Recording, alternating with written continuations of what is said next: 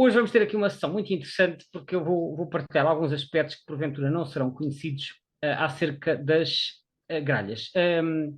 A gralha, nós vamos falar, a espécie principal é a gralha preta, que é esta que aparece aqui na imagem grande, mas eu vou também falar um pouco da gralha cinzenta, que é aquela que aparece dentro do círculo do lado esquerdo. Portanto, vou falar das duas espécies e a razão de falar das duas espécies é que elas são muito próximas e, embora em Portugal normalmente nós só tenhamos a gralha preta, existem algumas observações de gralha cinzenta e, portanto, eu penso que é por isso e por ser uma espécie muito próxima, vale a pena detalhar um bocadinho para ficarem a perceber melhor a relação entre as duas espécies.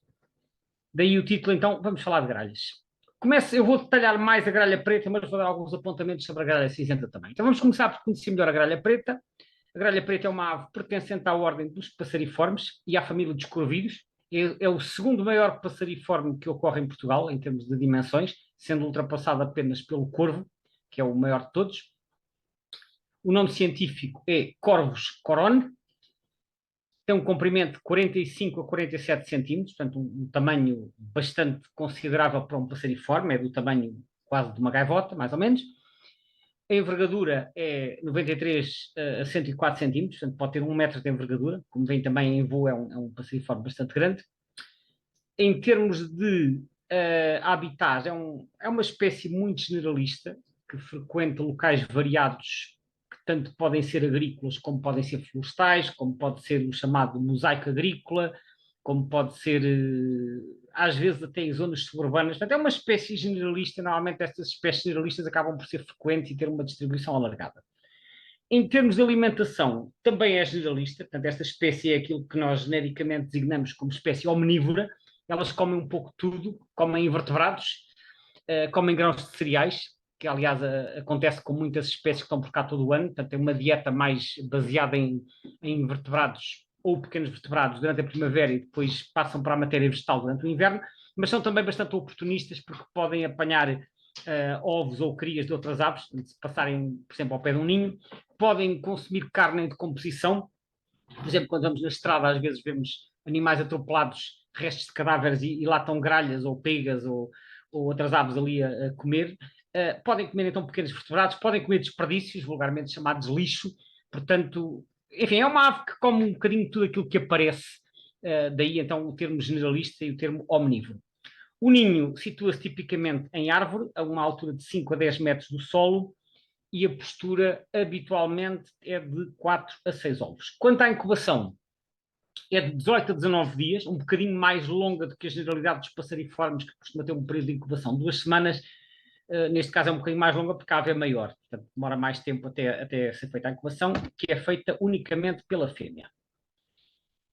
O nome científico, como vimos, é Corvus corone. A explicação é simples. Corvus vem do latim diretamente, corvus, que significa corvo em latim, corone vem do grego, que se escreve utilizando este alfabeto que aqui está, portanto, corone, que transliterado fica corone, que significa gralha, então, em grego.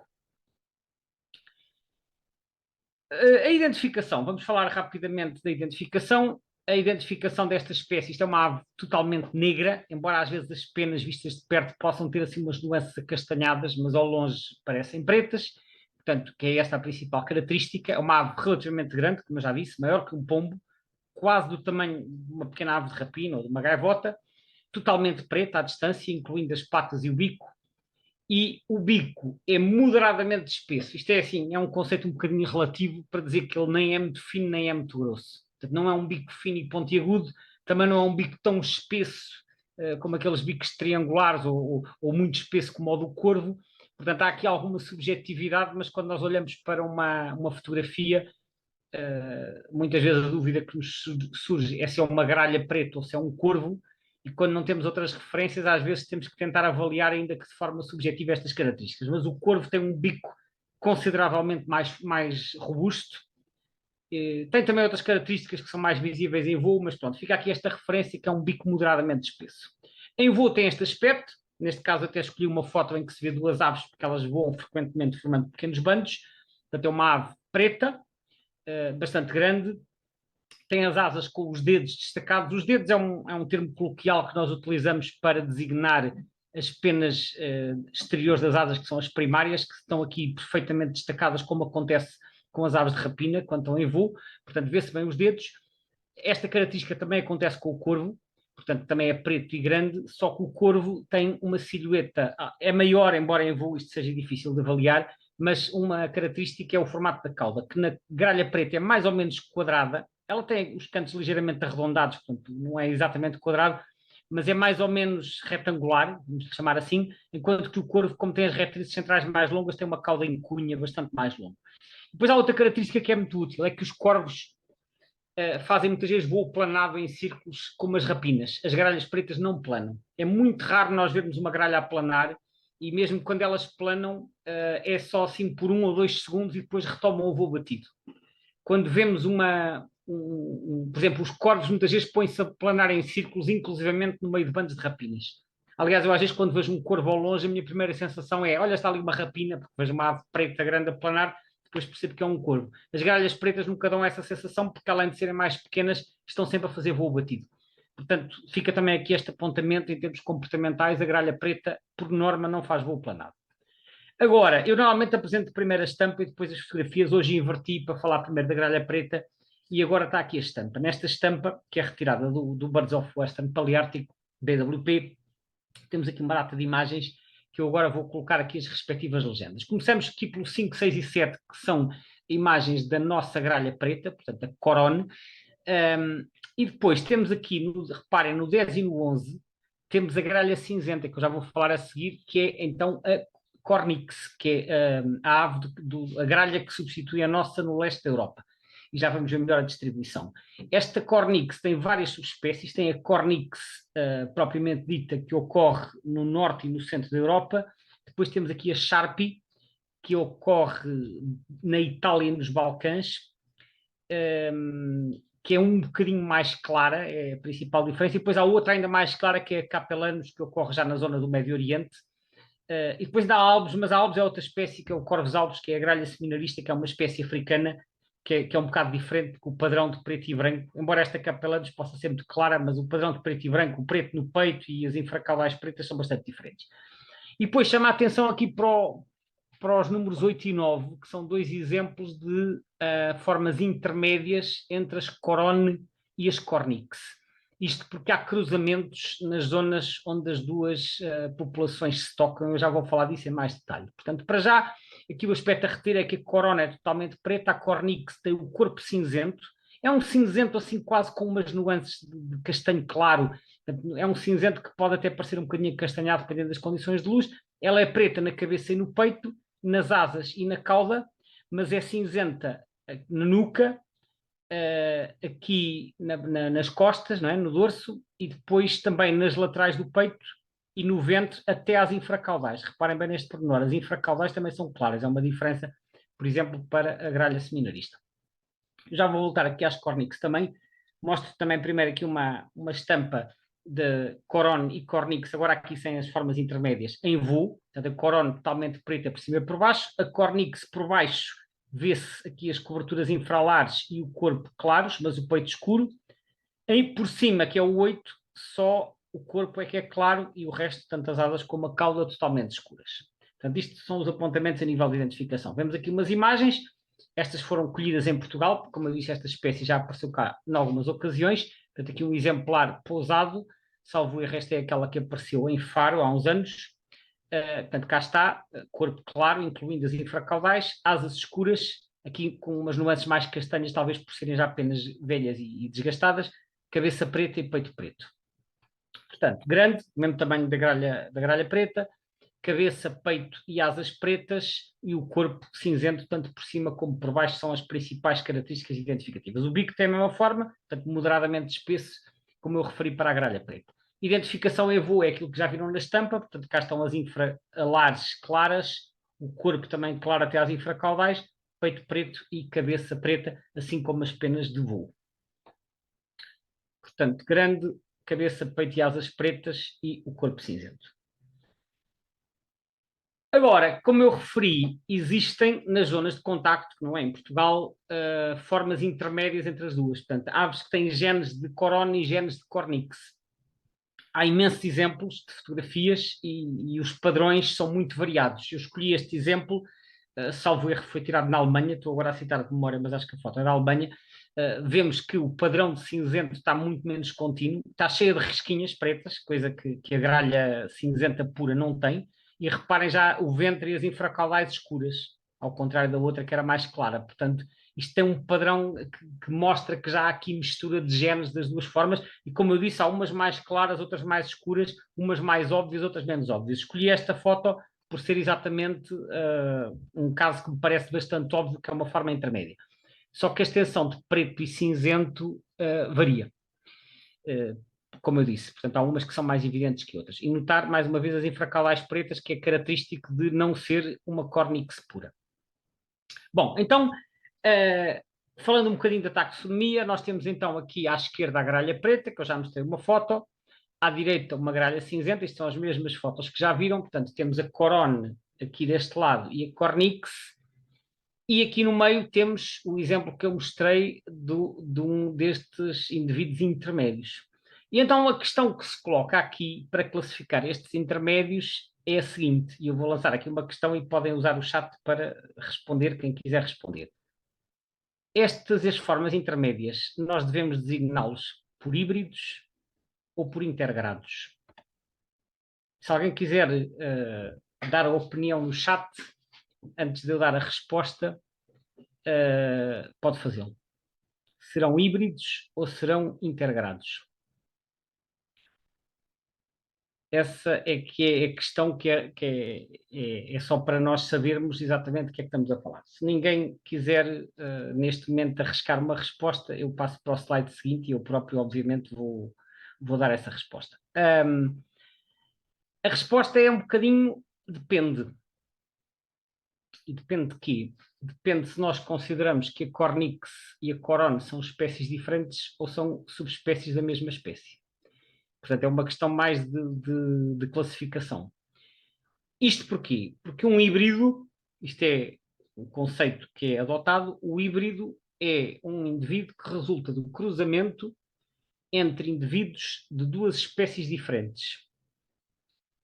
Ao passo que um intergrado é um indivíduo que resulta do cruzamento entre duas subespécies diferentes. Portanto, se nós tivermos duas subespécies e elas se cruzarem, o indivíduo é um intergrado. Mas se por qualquer motivo as duas subespécies passarem a ser consideradas espécies, o mesmo indivíduo deixou de ser um intergrado e passou a ser um híbrido. O indivíduo é o mesmo. Isto tem apenas a ver com sistemas de classificação. Por que é que eu estou a colocar esta questão? Porque não é consensual se estas duas gralhas, a preta e a cinzenta, são espécies diferentes ou não.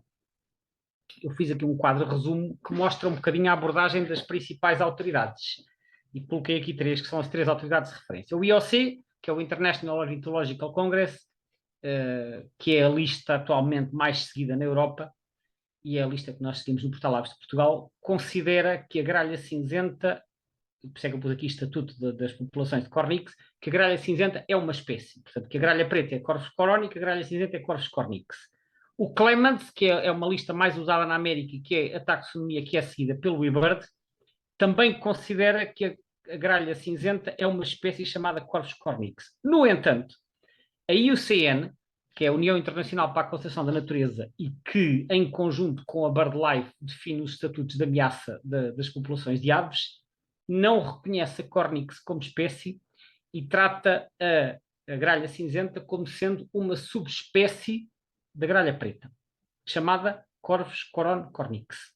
Porquê é que eu estou a pôr isto aqui? Porque o facto de haver estes diferentes tratamentos faz com que a apresentação de informação possa dar origem a algumas confusões dependendo de quem a produziu.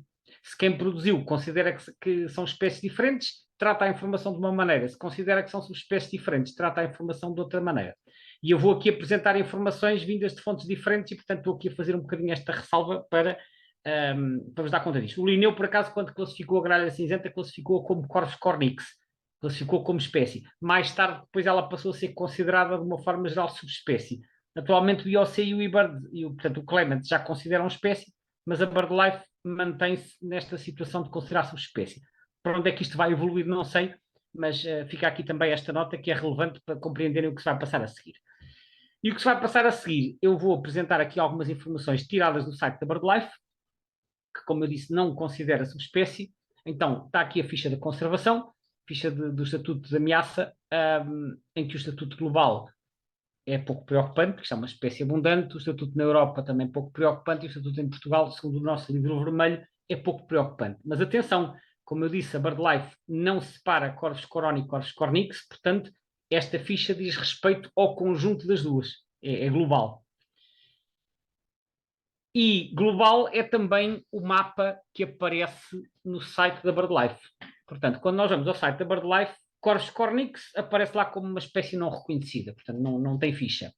E quando abrimos Corvus coroni, aparece-nos este mapa que, como podem ver, é uma área de distribuição muitíssimo vasta, que cobre praticamente toda a Europa, cobre o Médio Oriente e cobre quase a totalidade da Ásia, porque esta zona amarela é a zona onde elas estão no verão, portanto isto é uma zona onde tem populações migradoras, mas como podem ver, cobre a totalidade da Sibéria, aqui quase até ao Estreito de Bering, só não apanha as regiões árticas, de resto está aqui por toda a Ásia, mas estas populações migram. E depois apanha Japão, China, Coreia, tem aqui umas zonas aqui mais na Indochina, ou no sul da China, onde aparece no inverno, e de resto cá está Afeganistão, Irão, Turquia, desce até ao Egito. Portanto, uma área de distribuição muito vasta, mas grosso modo é a Europa e a Ásia.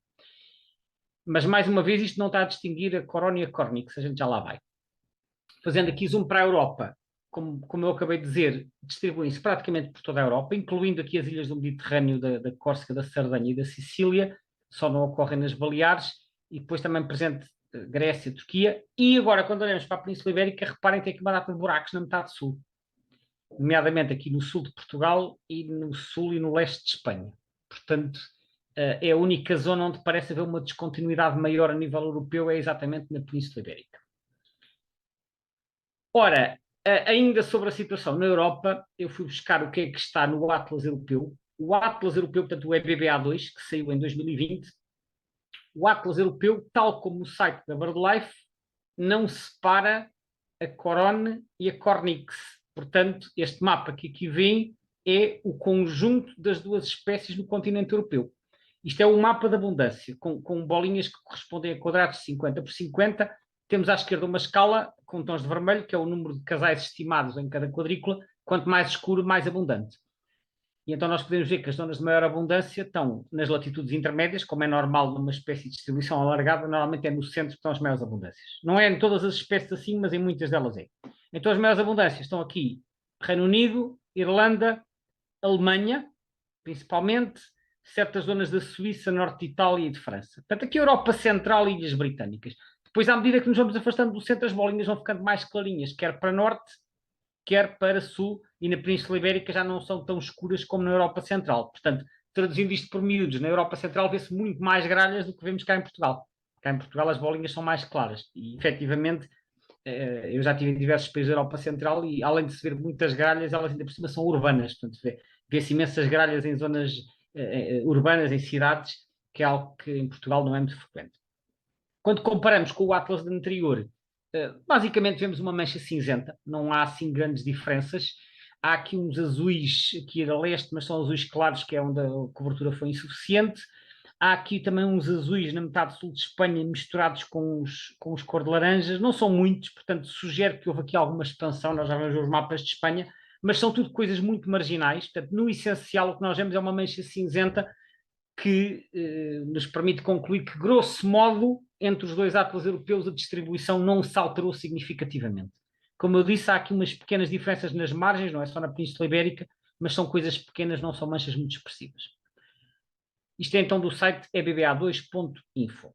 Agora, tendência populacional. Este é o gráfico tirado do site do EBCC, o European Bird Census Council, que é feito em conjunto com a BirdLife, está aqui também embaixo à direita, e com o RSPB e com o CSO, que é a Sociedade Checa da Ornitologia. Como já estão a adivinhar, a partir do momento em que os dados também vêm da BirdLife, mais uma vez não estamos a separar a corona da Cornix. Portanto, isto é o conjunto das duas. Por isso eu também pus aqui uma nota a dizer que este gráfico inclui a Cornix.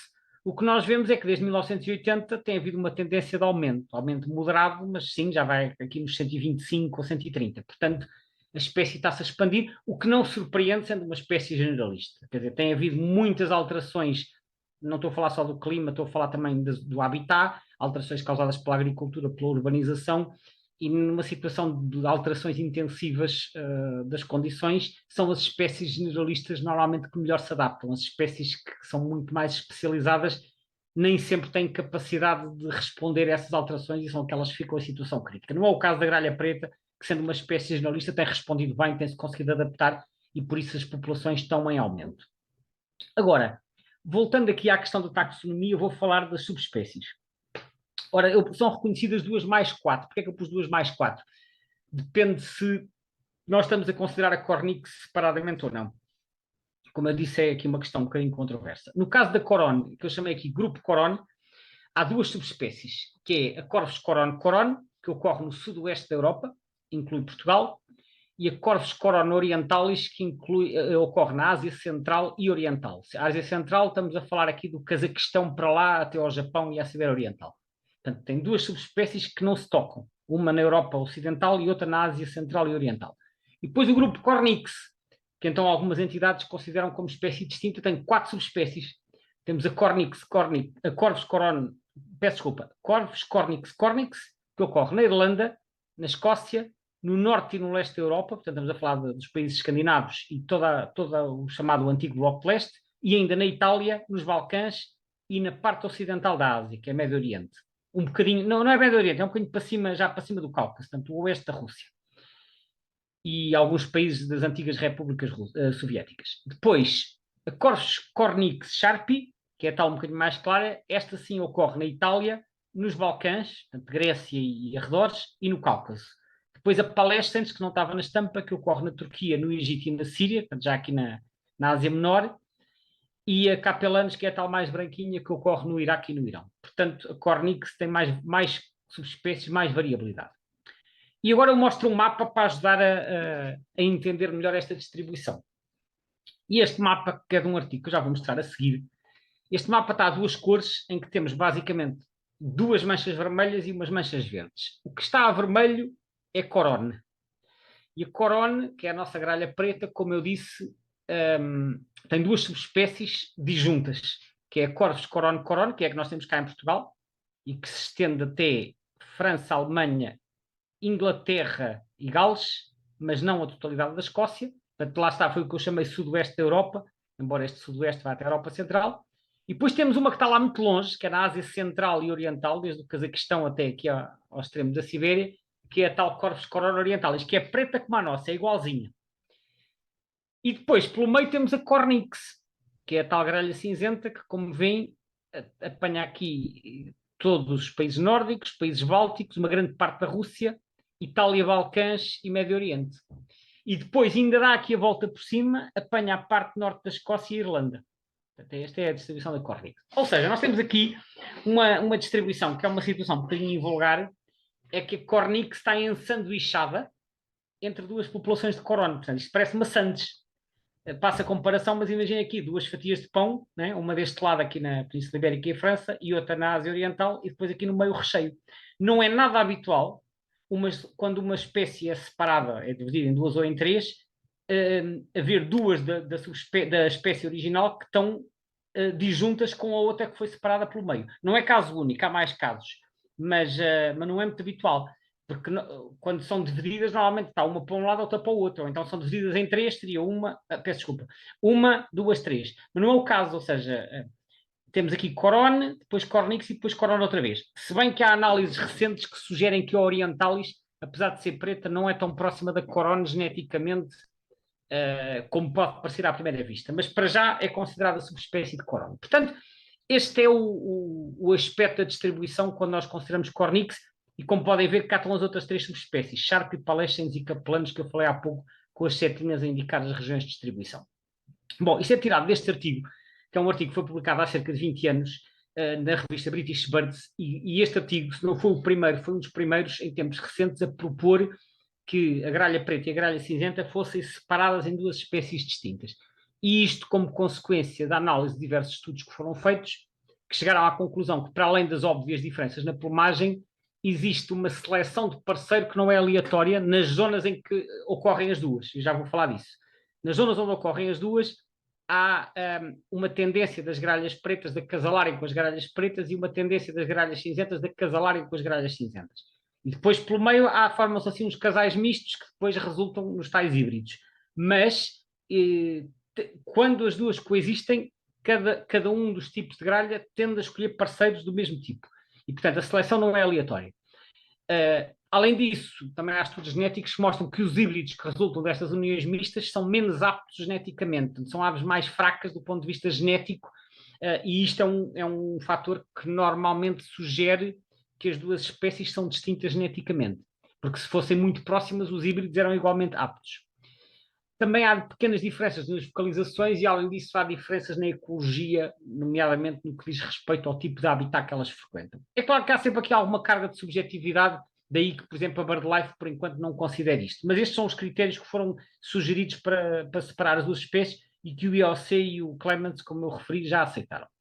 Ora, quando nós olhamos, então, para a distribuição da Corone e da Cornix, e olhando, focando agora mais aqui na parte da Europa, que é a parte que nos interessa, nós vemos, recordando, a Corone está aqui, Península Ibérica, França, Alemanha e a parte sul e central da Grã-Bretanha, e depois temos a Cornix no leste, no norte, na Escócia e na Irlanda. E aparecem aqui duas faixas que estão marcadas a azul, que são as chamadas áreas de hibridação, ou faixas de hibridação, que são faixas aí com uns 100, cento e poucos quilómetros de largura, em que elas coexistem onde aparecem híbridos.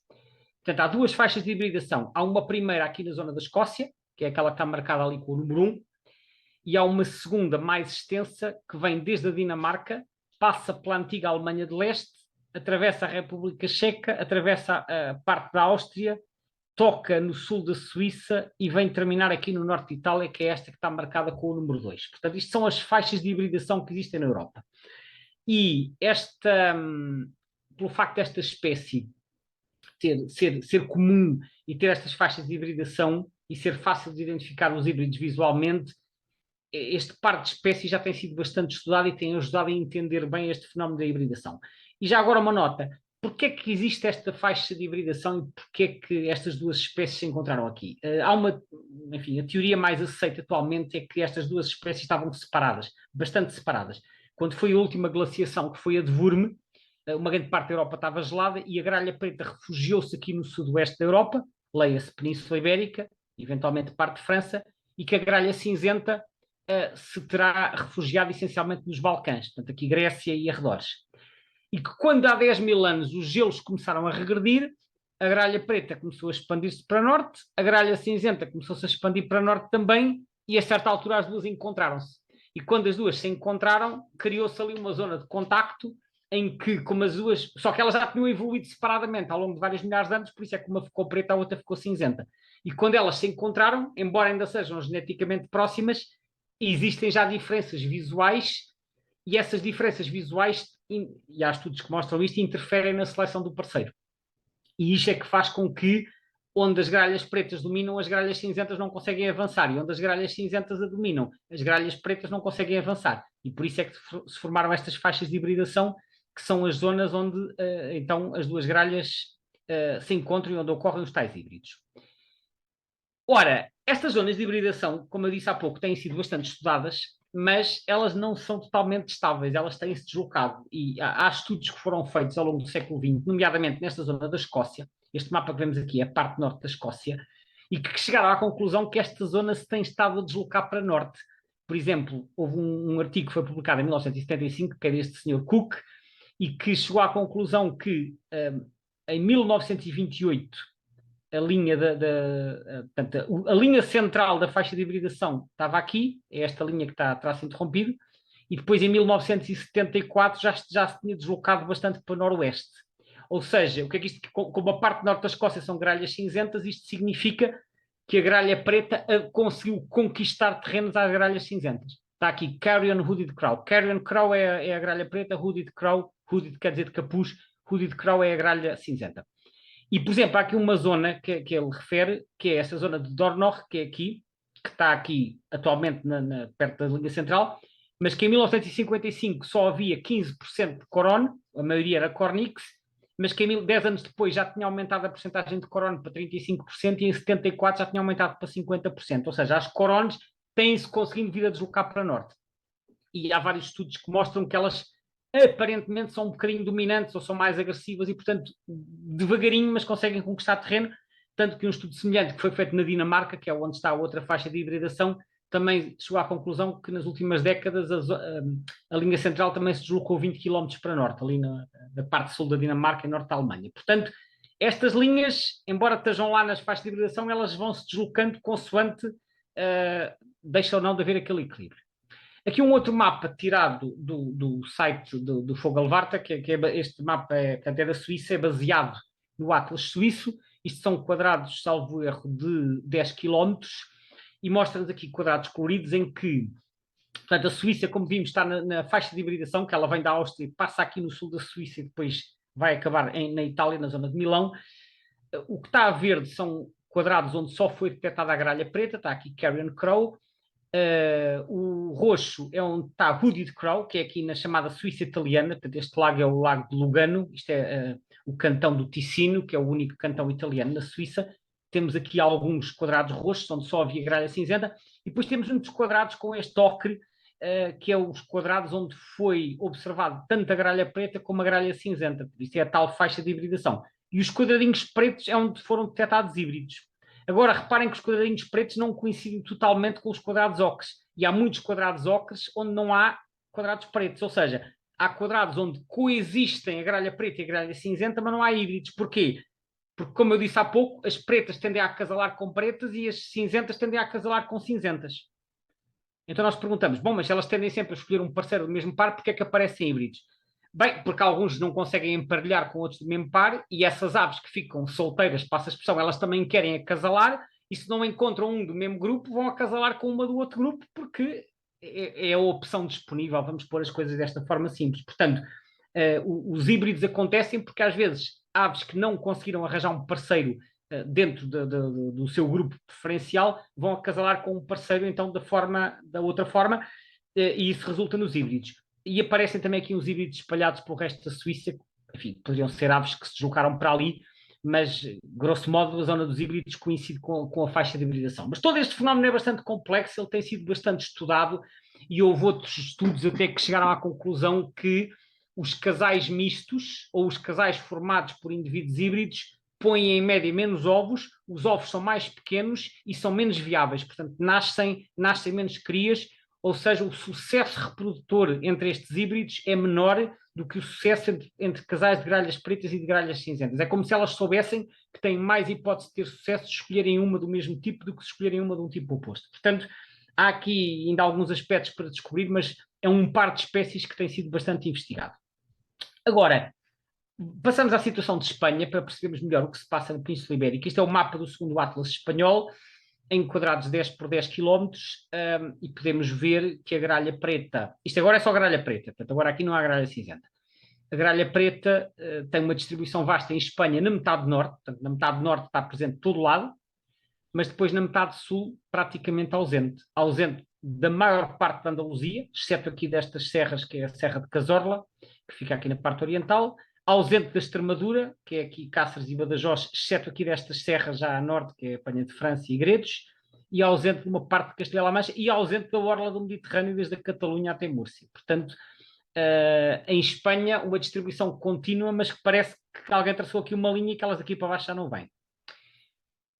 Quando passamos para o terceiro Atlas, que foi publicado recentemente, eu recordo, as bolinhas cinzentas são as quadrículas que não foram mostradas, as amarelas são as quadrículas onde a espécie já estava e se manteve, as azuis são aquelas onde ela apareceu de novo e as vermelhas onde desapareceu. O que é que nós vemos? Há muitas quadrículas amarelas, há bastantes azuis, um número considerável, e quase todas na Orla Sul. Reparem, começaram a aparecer aqui na zona de Badajoz, na província de Cáceres, portanto aqui, que é na parte espanhola da Beira Baixa, apareceram aqui em Castela-La Mancha, começam a aparecer muitas bolinhas dispersas na Andaluzia e apareceram também aqui na zona mais costeira da Catalunha. Portanto, olhando para este mapa, fica a sensação que a gralha preta se está a expandir ligeiramente para sul.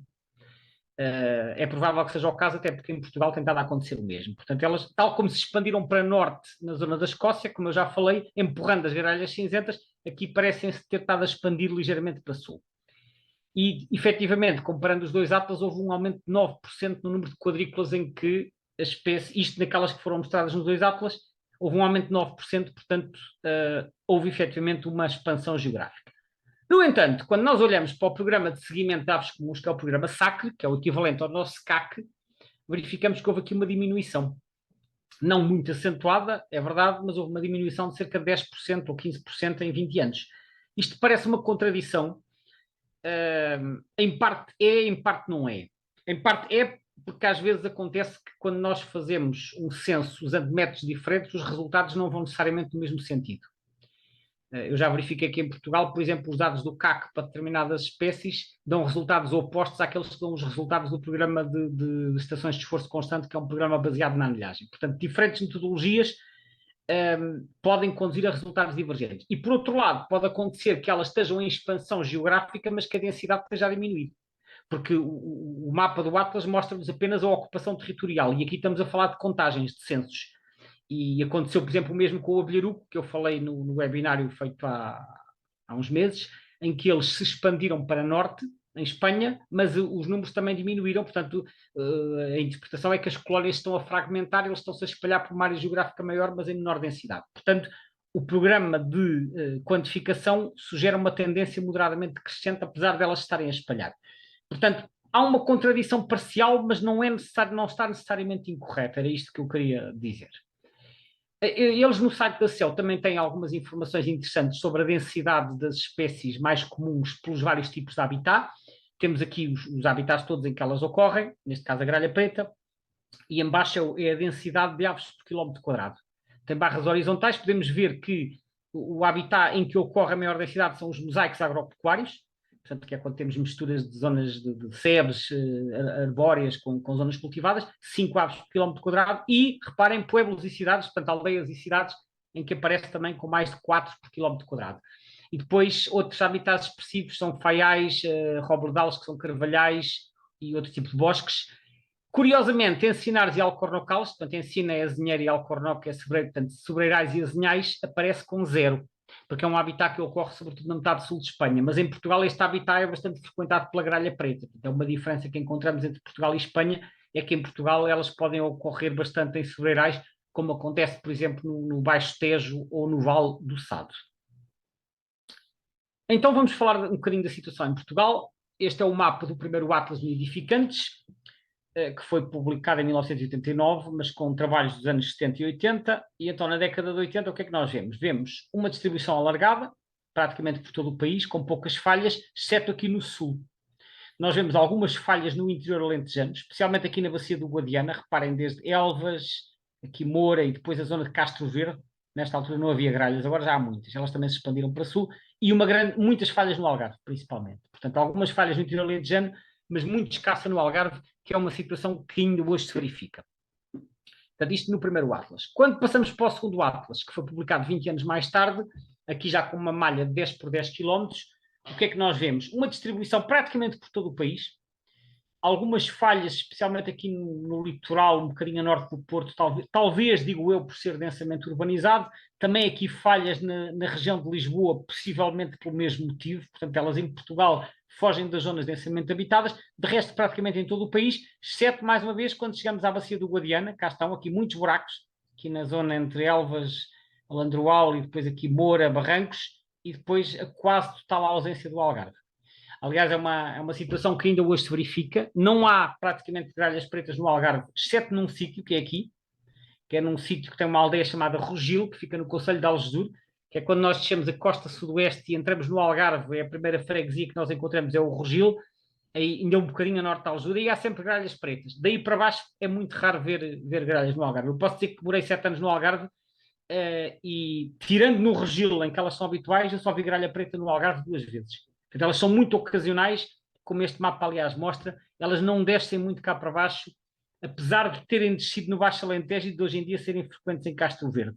Elas no Algarve são muito ocasionais e, no entanto, quando nós vamos ao Eiverde, há imensas observações de gralha preta no Algarve e eu estou convencido, isto é uma suposição minha, mas eu estou convencido que muitas dessas aves foram incorretamente identificadas e podiam ser gralhas no cinzento ou corvos. Eu aqui lembro-me que há 3 anos, eu estava na zona de Castro Marim e, por acaso, um observador que eu conheço esteve lá na zona e inseriu lá umas observações de gralhas. Eu nunca vi gralhas pretas em Castro Marim. Eu perguntei-lhe, olha lá, inseriste aqui umas observações de gralhas, porquê que puseste gralhas? Tens de dedicar um gralho? E ele diz, pus gralha porque é mais comum. De facto, em Castro Marim vê-se muito corvos, até vêm da serra e às vezes até vão até passear por cima de Vila Real de Santo António, que até já é uma localidade de maior dimensão. Portanto, aqui é frequente ver corvos. O que acontece é que as pessoas que vêm de outras zonas do país, onde as gralhas pretas são muito comuns, vão ao Algarve e não têm noção que não há gralha preta no Algarve. E, portanto, inserem gralhas pretas no Algarve sempre que vem uma ave preta. E, no entanto, no Algarve é muito mais fácil ver corvo do que é ver gralha preta. Portanto, fica também aqui esta chamada de atenção. Sempre que virem uma possível gralha preta no Algarve, certifiquem-se que não é um corvo ou uma gralha nunca cinzenta, porque realmente não é muito frequente. Então, na década de 2000, distribuição muito vasta, como podemos ver mais ou menos, falhas no Grande Porto e na zona de Lisboa, como eu também já salientei, muitas falhas no Val do Guadiana, portanto, é claramente a zona. Eu recordo que do lado espanhol aqui há um grande buraco, portanto, elas em Portugal descem um bocadinho mais do que em Espanha, mas depois, quando nos aproximamos da fronteira, elas desaparecem, e no Algarve é rara, exceto, como eu disse, na zona de Algesur. Aqui o mapa também do segundo Atlas, mas agora o mapa de frequência, portanto, que nos dá mais ou menos a abundância relativa, com base nas amostragens do Atlas. Tem vários níveis de cor, que vão do branco, que é a ausência, até ao vermelho escuro, que é a maior abundância. E o que é que nós vemos? Vemos que as zonas de maior abundância estão aqui no Ribatejo, portanto, aqui é Lisboa, aqui é o Tejo Internacional, portanto, o Tejo vem por aqui abaixo, toda a zona do Ribatejo, portanto, a norte e sul do Tejo, e depois uma parte do Alentejo, especialmente aqui esta zona oeste do distrito de Évora e depois o distrito de Setúbal, o Val do Sado. Portanto, Tejo e Sado são claramente as zonas de maior abundância. Depois também aqui umas zonas importantes isto será aqui entre Coimbra e Leiria, mais ou menos. Depois também aqui em certas zonas da Beira Alta, isto será grosso modo ali a zona de Viseu. Portanto, o centro, uma grande parte do centro e depois do Val do Tejo e certas zonas do litoral alentejano são as zonas de maior abundância. Depois, no outro extremo, cá está o Val do Guadiana, quase todo a branco, só tem registros dispersos, e o Algarve também é branco, exceto o tal cantinho que eu já falei de Algesur. Reparem também na zona de Lisboa, isto são mapas modelados, portanto isto não refere às abundâncias reais, isto tem alguns alisamentos, mas reparem na zona de Lisboa, claramente menos abundante que no resto do Tejo. Eu sei que se vêem gralhas em Lisboa, até aparecem às vezes no meio da cidade, mas não é de maneira nenhuma tão abundante como aqui. Mesma coisa no litoral norte, Porto e arredores também aqui com brancos e amarelos. Aqui em Trás-os-Montes, na terra quente, algumas zonas de menor abundância, e depois cá está mesmo acima do Val do Guadiana, aqui esta orla da Beira Baixa e do Alto Alentejo, são zonas em que elas se tornam menos comuns. À medida que nos aproximamos de Espanha, como já vimos na metade sul de Espanha, há muito pouquinhas. Portanto, escassa nas zonas muito urbanizadas de Porto e Lisboa, muito escassa na bacia do Guadiana e do Algarve. Isto então do segundo Atlas. Um aspecto que eu acho também bastante curioso de referir é que no inverno estas gralhas podem formar bandos extremamente numerosos, às vezes para formar dormitórios. Esta foto eu encontrei no eBird, foi tirada na zona de Aveiro e, segundo a lista, reuniria 250 gralhas pretas. Então aqui uma foto das aves em voo, aqui uma outra foto de algumas dezenas pousadas no que parecem ser uns chopos sem folhas. Esta foi um exemplo que eu encontrei no eBird, mas o maior registro que existe no eBird, não tem fotografia, mas foi feito na zona de Évora. Penso que também se trataria de um dormitório com 550 gralhas. E eu vi referências o ano passado também na zona de Évora a alguém que viu 400. Isto tudo no inverno. Estas fotos aqui foram tiradas em fevereiro. Portanto, no inverno, estas gralhas podem se juntar realmente em bandos muito numerosos. Na primavera não, porque na primavera depois dispersam-se e formam casais. Mas no inverno podem formar bandos muito numerosos, especialmente para formar dormitórios. E para terminar, vou falar da situação da gralha cinzenta na Península Ibérica, que, como eu disse no início, foi a razão para eu falar aqui também da gralha cinzenta, é pelo facto de haver vários registros na Península Ibérica. Então, eu vou mostrar aqui os mapas do eBird, só da Cornix. Para começar, temos aqui uma grande concentração de bolinhas no canto superior direito, aqui na zona do Mónaco e sueste de França. Isto já é na transição para a Itália, que já é uma zona de Cornix, portanto a Itália já é praticamente só a Cornix, e elas entram ligeiramente aqui nesta zona de França, e depois os registros começam a ficar mais dispersos, e de Marselha para cá já há muito poucos. E em Espanha, até hoje, houve para aí não tenho presente o número, mas será talvez uns 20 registros, e a espécie continua a ser uma raridade em Espanha. Em Portugal houve 8, e em Espanha, então, como podem ver, há aqui vários registros dispersos. A maior concentração é na Catalunha, é onde há mais registros, o que não surpreende porque a Catalunha está consideravelmente mais próxima desta zona de Cornix. Depois há uns registros nas Baleares. Agora, há algo aqui neste mapa que me chama muita atenção. Eu não vi ainda ninguém comentar isto, talvez haja algum site que tenha isso comentado, mas é que é curioso que tanto em Espanha como em Portugal os registros estão todos na costa. Tirando aqui um ou outro, há aqui um em Madrid, um ou dois em Madrid, há aqui um também na Serra da Freita, não é muito longe da costa, mas de resto é tudo costeiro. E isto, para mim, é suspeito. Aliás, não é por acaso que a Cornix em Portugal, pelo menos os primeiros registros foram colocados na categoria D e não na categoria A. A categoria A das aves selvagens. A categoria D é as aves de origem duvidosa. E duvidosa, às vezes pode significar que fugiu de cativeiro, embora não me pareça que seja o caso aqui. A outra possibilidade é serem aves que chegaram com ajuda. E isto, com ajuda, neste caso, quer dizer aquilo que os ingleses chamam ship assisted, ou seja, com assistência de um barco. Ou o que é que isto quer dizer? Imaginem um barco que venha de Itália, vamos imaginar do Porto de Génova, e que venha a navegar pelo Mediterrâneo até Barcelona.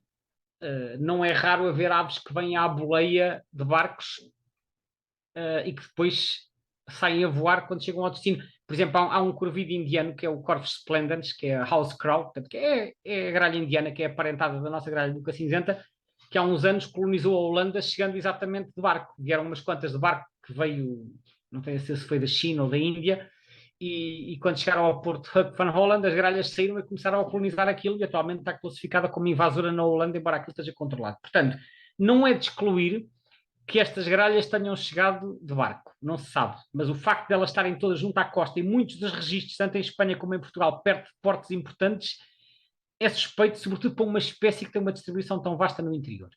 Mas pronto, isto é a situação em Espanha, como podem ver, são os registros que há até hoje.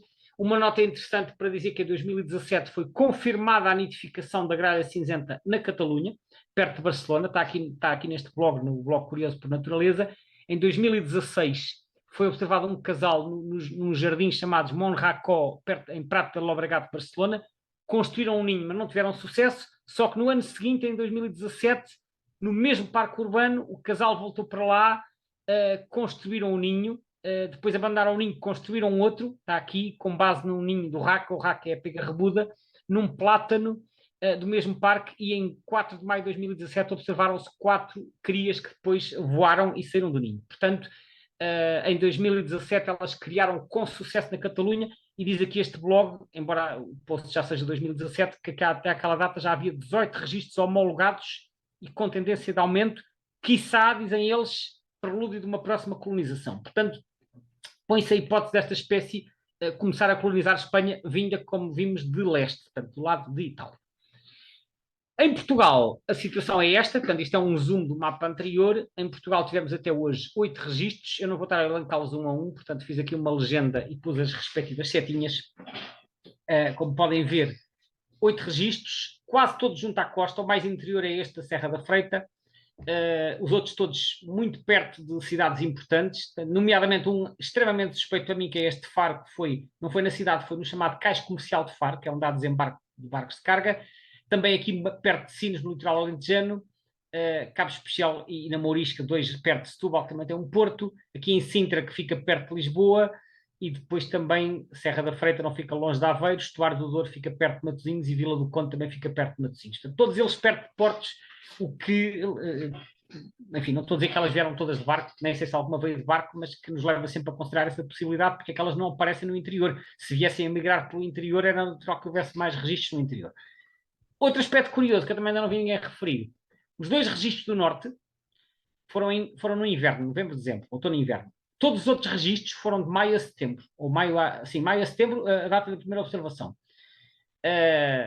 E há quem diga, isto também é uma sugestão, porque em Espanha verifica-se um padrão parecido, que as aves do norte podem vir da Irlanda, são bichos migradores que vieram a migrar até à península, e que as aves do sul poderiam ter vindo de Itália. Isto se forem chegadas naturais. Enfim, não se sabe a origem e o número de registros não é suficientemente grande para permitir tirar estas conclusões. Mas há aqui vários aspectos estranhos nesta distribuição. De qualquer forma, o que se pode ver é que desde o primeiro registro em 2011, elas têm aparecido. Houve ali um hiato entre os 2 primeiros registros, mas depois de 2016 para a frente apareceram quase todos os anos. 16, 17, 19, 20, 21 e 22. Portanto, nos últimos 7 anos houve registros em 6 deles. Ou seja, esta espécie está quase a tornar-se uma raridade anual. Vamos ver o que é que acontece. é uma ave relativamente fácil de identificar. Vamos ver se aparecem mais, mas esta então é a situação atual da gralha cinzenta em Portugal. Para terminar, ainda uma notazinha a dizer que as gralhas, tanto as pretas como as cinzentas, são parasitadas pelos cucos rabilongos. Em Portugal, o hospedeiro preferencial é a pega rabuda, mas há vários registros de parasitismo de gralha preta por parte do cuco rabilongo, que parasita outras espécies de corvídeos. E depois, na parte leste da área de ocorrência, eles parasitam as gralhas cinzentas. Eu encontrei esta foto no eBird, que foi tirada em Israel, de uma gralha preta aqui a alimentar, ou pelo menos a ser solicitada por parte de um cuco rabilongo juvenil, que presumivelmente terá sido criado, terá crescido no ninho desta gralha cinzenta. Portanto, no Médio Oriente também há registro então de parasitismo de gralha cinzenta por parte do Clamator glandarius. Termino com a ficha resumo, que hoje é a dobrar, que eu vou fazer para as duas espécies. Começo pela gralha preta. Então, a gralha preta, como vimos, ocorre na Europa Ocidental, ou se quisermos, no sudoeste da Europa, mas depois tem uma faixa de hibridação tanto na Escócia como no centro da Europa, tanto ali entre a Dinamarca e a Itália. Vimos que na Europa está em expansão moderada, moderada porque as faixas de hibridação se tentaram deslocar ligeiramente para norte. Vimos que em Espanha também há uma ligeira expansão geográfica para sul, mas que a espécie está em declínio populacional. Vimos que é uma espécie muito eclética em termos dos habitats que frequenta em Espanha. Em Portugal vimos que está bem distribuída, mas que é escassa em zonas urbanas, nomeadamente na Grande Lisboa e no Grande Porto, que é escassa no Val do Guadiana, que é bastante rara no Algarve e que tem vindo a haver uma expansão ligeira para sul, nomeadamente no Alentejo. Quanto à gralha cinzenta, a gralha cinzenta ocorre então na Europa setentrional e oriental. Setentrional, portanto, os países nórdicos e bálticos, e depois o leste, ocorre também nos Balcãs e ainda na Escócia e na Irlanda. Tem a tal faixa de hibridação que eu já falei, na Escócia e no centro do continente. Vimos que está em regressão ligeira na Escócia devido ao avanço da gralha preta, que conseguiu fazer pressionar a faixa de hibridação para se para o norte, o mesmo tendo acontecido também na Dinamarca. Em relação à Espanha, para já continua a ser uma espécie acidental, embora o número de registros tenha vindo a crescer. Vimos que a espécie já nidificou na Catalunha, ao registro de um ninho, e vimos que a maioria dos registros em Espanha são junto à faixa costeira, o que nos permite, pelo menos, não descartar a hipótese de ter havido algumas que chegaram com a ajuda de barcos. Em Portugal, a espécie também é acidental, há cerca de 10 registros, eu no mapa marquei 8, mas em Sintra já houve 2, separados com quase um ano de intervalo, portanto não se sabe se era a mesma ou não. Vimos também que em Portugal os registros são quase todos junto à costa, e tal como em Espanha, a origem destas aves, por enquanto, é incerta, o que levou a classificá-la da categoria D, até se saber mais sobre a origem destas aves que por cá apareceram. Era isto que eu queria apresentar hoje. Espero que tenham ficado a saber mais acerca deste par de espécies, então, da gralha preta que nidifica no nosso país e desta gralha cinzenta que nos últimos anos tem aparecido ocasionalmente no nosso país. Vamos ver o que é que acontece. Como eu disse, é um par de espécies que tem sido bastante estudado por causa destas questões de hibridação. E sem dúvida são aves que ainda nos ajudarão a compreender melhor estes fenómenos. Fico, como sempre, à disposição para as vossas questões. Muito obrigado.